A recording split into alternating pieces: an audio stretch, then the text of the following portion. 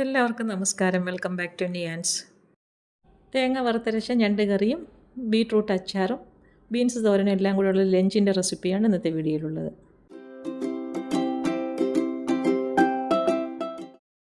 ആദ്യം നമുക്ക് ഞണ്ട് കറി വയ്ക്കാം. അപ്പോൾ അതിനുള്ള ഞണ്ടിനെ ഒന്ന് വൃത്തിയാക്കി എടുക്കണം. അതായത് വാങ്ങിച്ച് ഫ്രീസറിൽ വെച്ചിരുന്നതാണ്. കയറൊക്കെ കെട്ടി വെച്ചേക്കാണ്. അപ്പോൾ ഇനി അതിൻ്റെ ആ കയറൊക്കെ ഒന്ന് കട്ട് ചെയ്ത് കളഞ്ഞിട്ട് തോടൊക്കെ കളഞ്ഞ് നന്നായിട്ടൊന്ന് വൃത്തിയാക്കി എടുക്കാം.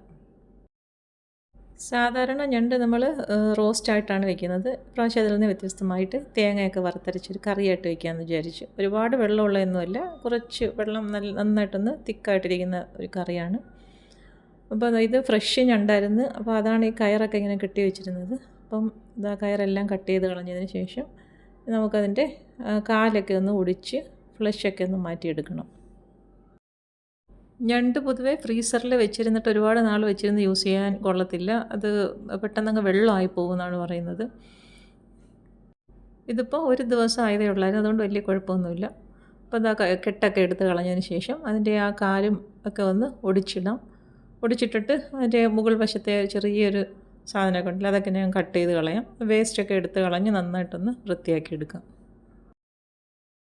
ഒരുപാട് വലിയ കനമുള്ള കാലൊക്കെ ഉണ്ടെന്നുണ്ടെങ്കിൽ ഒന്ന് പൊട്ടിച്ചിടുന്നതാണ് നല്ലത്. അപ്പോൾ നമ്മൾ തയ്യാറാക്കുന്ന അരപ്പൊക്കെ അതിനുള്ളിലേക്കൊക്കെ കയറും. അപ്പോൾ ഈ ഒരു രീതിയിൽ മുകൾ വശത്ത് ചെറിയ ചിറക് പോലെയൊക്കെ കാണത്തില്ല, അതൊക്കെ അങ്ങ് എടുത്ത് കളയണം. അപ്പോൾ അതങ്ങനെ ആക്കിയതിന് ശേഷം ഇനി ഇതിലേക്ക് നന്നായിട്ട് ചൂടുവെള്ളം ഒഴിച്ച് കൊടുക്കുക. ചൂടുവെള്ളം ഒഴിച്ച് കൊടുത്തതിന് ശേഷമാണ് നമ്മൾ അതിനകത്തെ ഫ്ലഷ് എടുക്കേണ്ടത്.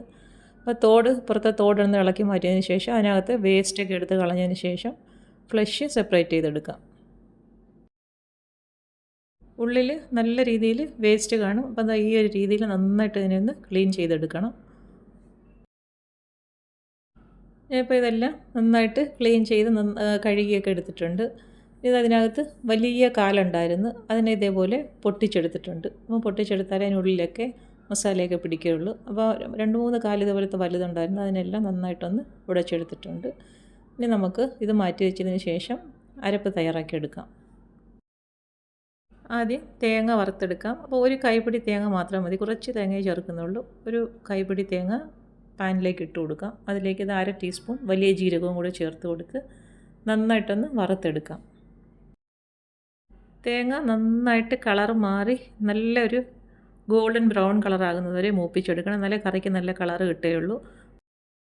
ഇതുപോലെ കളർ മാറി വരുന്ന സമയത്ത് ഫ്ലെയിം ഓഫ് ചെയ്ത് അടുപ്പിൽ നിന്നും മാറ്റി കൊടുക്കുക. നന്നായിട്ട് ഇനി ഒന്ന് തണുത്ത് വരട്ടെ അത്.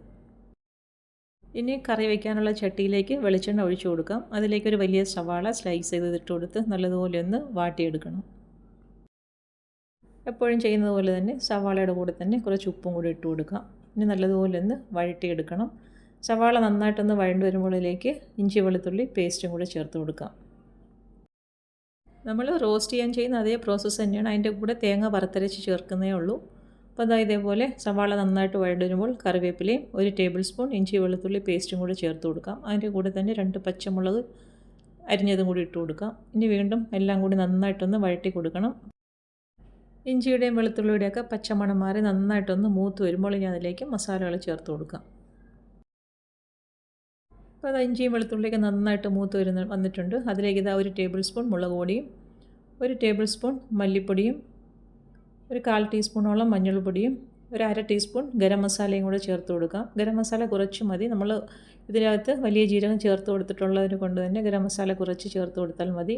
ഇനി എല്ലാം കൂടി നന്നായിട്ടൊന്ന് മൂപ്പിച്ചെടുത്തതിന് ശേഷം പൊടികളുടെയൊക്കെ പച്ചമുളകൊക്കെ വരെ നന്നായിട്ട് മൂത്ത് വരണം. അതിന് ശേഷം വൃത്തിയാക്കി വെച്ചിരിക്കുന്ന ഞണ്ട് മസാലയിലേക്ക് ഇട്ട് കൊടുത്ത് നല്ലതുപോലെ ഒന്ന് മിക്സ് ചെയ്ത് കൊടുക്കാം. ഈ സമയത്ത് കറിക്ക് ആവശ്യമായ ഉപ്പും കൂടെ ചേർത്ത് കൊടുക്കാം. ഉപ്പ് ഇട്ട് കൊടുത്ത് വീണ്ടും നല്ലതുപോലെ ഒന്ന് ഇളക്കി കൊടുക്കാം. ഇനി ഇതിലേക്ക് 1/2 കപ്പോളം നല്ല തിളച്ച വെള്ളം ചേർത്ത് കൊടുക്കാം. വെള്ളവും ചേർത്ത് കൊടുത്ത് നല്ലതുപോലെ ഒന്നുകൂടി ഒന്ന് മിക്സ് ചെയ്ത് കൊടുത്തതിന് ശേഷം മൂടി വെച്ചൊന്ന് വേവിച്ചെടുക്കാം. ഞണ്ട് വേകുമ്പോൾ അതിൽ നിന്നും കൂടെ കുറച്ച് വെള്ളം ഇറങ്ങും. അപ്പോൾ ഇത്രയും വെള്ളം തന്നെ മതിയാകും. ഇനി മൂടി വെച്ച് വേവിച്ചെടുക്കാം. ആ സമയത്ത് നമുക്ക് നേരത്തെ വറുത്ത് വെച്ചിരുന്ന തേങ്ങ നല്ലതുപോലെ ഒന്ന് അരച്ചെടുക്കണം. അപ്പോൾ ഞണ്ട് നല്ലപോലെ വെന്ത് വന്നിട്ടുണ്ട്. അപ്പോൾ നല്ലതുപോലെ ഒന്ന് ഇളക്കി കൊടുത്തതിന് ശേഷം നമ്മൾ നേരത്തെ തയ്യാറാക്കി വെച്ചിരിക്കുന്ന അരപ്പ് ഇതിലേക്ക് ഒഴിച്ചു കൊടുക്കാം. അരപ്പ് ഒഴിച്ചു കൊടുത്ത് ശകലം വെള്ളം മിക്സിയുടെ ജാറിലേക്ക് ഒഴിച്ചെടുത്ത് അതും ഇതിലേക്ക് ഒഴിച്ചു കൊടുക്കാം. ഇനി നന്നായിട്ടൊന്ന് മിക്സ് ചെയ്ത് കൊടുക്കണം. മിക്സ് ചെയ്ത് കൊടുത്ത് നല്ലതുപോലെ ഒന്ന് എല്ലാ ഭാഗത്തു നിന്ന് ഇളക്കി കൊടുത്തതിന് ശേഷം ഇതിലേക്ക് ഒരു തക്കാളിയും കൂടെ ചേർത്ത് കൊടുക്കാം. ഒരു തക്കാളി ഇതേപോലെ ചെറിയ ചെറിയ പീസായിട്ട് കട്ട് ചെയ്തത് ഇട്ട് കൊടുത്തതിന് ശേഷം വീണ്ടും നല്ലതുപോലെ ഒന്ന് ഇളക്കിയിട്ട് മൂടി വയ്ക്കാം. ഫ്ലെയിം മീഡിയത്തിൽ ഇട്ട് കൊടുത്ത് ഏകദേശം ഒരു 5 മിനിറ്റോളം മൂടി ഇട്ടതിന് ശേഷം നമുക്ക് ഫ്ലെയിം ഓഫ് ചെയ്ത് കൊടുക്കാം. ഇപ്പം കറി നന്നായിട്ട് പരുവായി വന്നിട്ടുണ്ട്. എണ്ണയൊക്കെ തെളിഞ്ഞ് ഞണ്ട് കറി നല്ല പരുവായി കിട്ടിയിട്ടുണ്ട്. ഇനി ഒരു ബീൻസ് തോരൻ വയ്ക്കാം. അപ്പോൾ ബീൻസ് നന്നായിട്ട് കഴുകി വൃത്തിയാക്കി എടുത്തിട്ടുണ്ട്. ഇനി ഇത് അരിഞ്ഞെടുക്കണം. അതിൻ്റെ അടിവശവും മുകൾ വശമൊക്കെ കട്ട് ചെയ്തതിന് ശേഷം സൈഡിലുള്ള നാരൊക്കെ കളഞ്ഞ് ഇതേപോലെ കൂട്ടി പിടിച്ച് പെട്ടെന്ന് അരിഞ്ഞെടുക്കാം. ബീൻസ് ഒരുപാട് വിളയാത്തതാണെങ്കിൽ തോരൻ വയ്ക്കാൻ ടേസ്റ്റുള്ളൂ. അപ്പം വിളയാത്ത ബീൻസ് നോക്കി വേണം തോരൻ വയ്ക്കാനൊക്കെ എടുക്കാൻ. അപ്പോൾ ഈ ഒരു രീതിയിൽ എല്ലാം അരിഞ്ഞെടുക്കാം. അരിഞ്ഞെടുത്തതിന് ശേഷം നമുക്ക് വേവിച്ചെടുക്കാം. എടുത്തു വെച്ച ബീൻസ് എല്ലാം അരിഞ്ഞെടുത്തിട്ടുണ്ട്. ഇനി നമുക്കത് തോരൻ വയ്ക്കാനുള്ള പാത്രത്തിലേക്ക് മാറ്റി കൊടുക്കാം. പയറൊക്കെ അരിഞ്ഞെടുക്കുന്ന ആ ഒരു വലുപ്പത്തിലാണ് ഞാൻ ബീൻസും അരിഞ്ഞെടുക്കുന്നത്. ഇനി ഇതിലേക്ക് ഒരു സവാള സ്ലൈസ് ചെയ്തത് ചേർത്ത് കൊടുക്കാം. കൈ വെച്ച് നന്നായിട്ടൊന്ന് ഞെരടി അതിലേക്ക് ഇട്ട് കൊടുക്കാം. ഇനി എരിവിന് ആവശ്യമായ പച്ചമുളകും കൂടി ചേർത്ത് കൊടുക്കാം. പച്ചമുളകും ചേർത്ത് കൊടുത്ത് കുറച്ച് തേങ്ങയും കൂടി ഇട്ട് കൊടുക്കാം. ഇനി അതിലേക്ക് ആവശ്യത്തിനുള്ള ഉപ്പും കൂടെ ചേർത്ത് കൊടുക്കാം. ഉപ്പും ചേർത്ത് കൊടുത്തതിന് ശേഷം കൈ കൊണ്ട് നന്നായിട്ടൊന്ന് തിരുമ്മി യോജിപ്പിച്ചെടുക്കാം. കൈ കൊണ്ട് ഇതേപോലെ നന്നായിട്ട് തിരുമ്മി കൊടുക്കുമ്പോൾ സവാളയൊക്കെ എല്ലാ ഭാഗത്തും ഇങ്ങനെ സവാളയുടെ നീരും തേങ്ങയുടെ നീരും എല്ലാം എല്ലാ ഭാഗത്തും ഒന്ന് പിടിച്ച് കിട്ടുമ്പോൾ തോരന് പ്രത്യേക ടേസ്റ്റാണ്. ഇനി കുറച്ച് വെള്ളം കൂടി ഇതിലേക്ക് കുടഞ്ഞു കൊടുത്തതിന് ശേഷം മൂടി വെച്ച് വേവിച്ചെടുക്കാം. ഇപ്പോൾ തോരൻ ഏകദേശം പരുവായി വന്നിട്ടുണ്ട്. കുറച്ച് വെള്ളം ഉണ്ടായിരുന്നു. അപ്പം തുറന്നിട്ടതിന് ശേഷം നല്ലതുപോലെ ഒന്ന് ഇളക്കി കൊടുത്ത് വെള്ളമൊക്കെ വറ്റിച്ചെടുക്കാം. വെള്ളം നല്ലതുപോലെ വറ്റിയതിന് ശേഷം ഇതിലേക്കൊന്ന് കടുക് വറുത്തൊഴിക്കാം. അതല്ല കടുക് വറുക്കുന്നില്ല എന്നുണ്ടെങ്കിൽ വെളിച്ചെണ്ണ ഒഴിച്ച് കൊടുത്താലും മതി. ഞാൻ ഇതേപോലെ നന്നായിട്ട് വെള്ളം വറ്റുമ്പോൾ നടുവിലായിട്ട് കുറച്ച് വെളിച്ചെണ്ണ ഒഴിച്ച് കൊടുക്കും. എന്നിട്ട് കടുകും വറ്റൽമുളകും കറിവേപ്പിലയും ഇട്ട് കൊടുത്ത് നന്നായിട്ടൊന്ന് മൂപ്പിച്ചതിന് ശേഷം തോരൻ എല്ലാം കൂടെ ചേർത്ത് നല്ലതുപോലെ ഒന്ന് ഇളക്കി ചിക്കി തോർത്തിയെടുക്കും. അപ്പോൾ നല്ല ടേസ്റ്റിലുള്ള ബീൻസ് തോരനാണ്. അത് റെഡിയായി കഴിഞ്ഞു. ഇനി ബീട്രൂട്ട് അച്ചാർ തയ്യാറാക്കാം. അപ്പോൾ നന്നായിട്ട് തൊലിയൊക്കെ കളഞ്ഞ് കഴുകിയെടുത്ത ഒരു ബീട്രൂട്ടാണ്. ഇടത്തരം വലുപ്പത്തിലുള്ളൊരു ബീട്രൂട്ട്. ഇതേപോലെ ഒന്ന് ഗ്രേറ്റ് ചെയ്തെടുക്കാം. നമ്മൾ തോരനൊക്കെ വയ്ക്കാൻ എടുക്കുന്ന ആ ഒരു പരുവത്തിലൊന്ന് ഗ്രേറ്റ് ചെയ്തെടുക്കണം. അപ്പോൾ ഇതേപോലെ എടുത്ത് വെച്ച ബീട്രൂട്ട് ഗ്രേറ്റ് ചെയ്തെടുത്തിട്ടുണ്ട്. ഇനി നമുക്കിതിനെ ഒന്ന് അച്ചാറിടാം. അച്ചാറിടാനുള്ള പാത്രം അടുപ്പിൽ വെച്ച് കൊടുത്ത് അതിലേക്ക് നല്ലെണ്ണ ഒഴിച്ചു കൊടുക്കാം. നല്ലെണ്ണ നന്നായിട്ട് ചൂടായി വരുമ്പോൾ കടുക് ഇട്ട് കൊടുക്കാം. കടുക് നല്ലതുപോലെ പൊട്ടി വരുമ്പോൾ അതിലേക്ക് കുറച്ച് കറിവേപ്പിലയും കൂടി ഇട്ട് കൊടുത്തൊന്ന് മൂപ്പിച്ചെടുക്കാം. ഇനി ഇതിലേക്ക് സാധാരണ നമുക്ക് ആവശ്യമുള്ളത്ര വെളുത്തുള്ളിയും ഇഞ്ചിയും കൂടി ചേർത്ത് കൊടുക്കാം.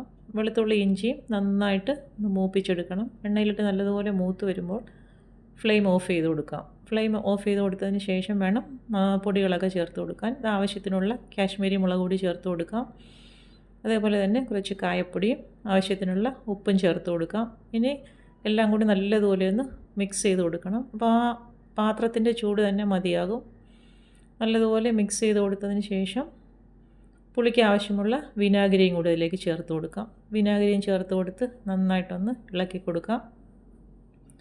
അതിനുശേഷം നമ്മൾ നേരത്തെ അരിഞ്ഞു വെച്ചിരിക്കുന്ന ബീട്രൂട്ട് ഇതിലേക്ക് ഇട്ട് കൊടുത്ത് നന്നായിട്ടൊന്ന് ഇളക്കി യോജിപ്പിച്ചെടുക്കാം. ആ മസാലയും വിനാഗിരി എല്ലാ ഭാഗത്തും പിടിക്കത്തക്ക രീതിയിൽ നന്നായിട്ടൊന്ന് മിക്സ് ചെയ്ത് യോജിപ്പിച്ചെടുക്കാം.